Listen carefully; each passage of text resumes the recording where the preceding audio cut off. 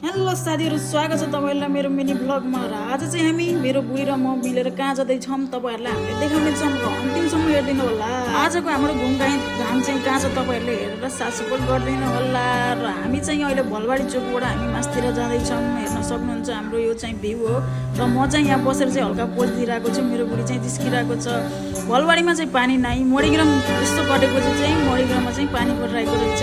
र हामी जाँदा जाँदा चाहिँ हामीले खोला पनि देख्यौँ हैन, खतरा खोला बढेको। खोला हेर्दै हेर्दै चाहिँ मेरो बुढी चाहिँ टल्ल लाएर अटोमा बसेको थियो र हेरिरहेको छ। त्यही त हामी चाहिँ कपडा सपडा लिनको लागि चाहिँ हल्का सपिङ गर्नको लागि मेरो बुढीले चाहिँ सिधै गएर चाहिँ आफ्नो मन परेको लुगाहरू पुरा च्याप्चुप समातिसकेको थियो। र दिदीलाई पनि यताउति मिलाइरहेको छ। हेर्न सक्नुहुन्छ अर्को टी सर्ट मन परेको रहेछ। उसले चाहिँ झ्याम झुम हेरिरहेको छ राम्रोसँग। र उसलाई दिदी चाहिँ हेर्नुभएको थियो। त्यसपछि चाहिँ हाम्रो चाहिँ यहाँ बान्छेहरू चाहिँ झ्याममा भेट भइएको थियो। र हामी चाहिँ यसो बोलचाल गऱ्यौँ।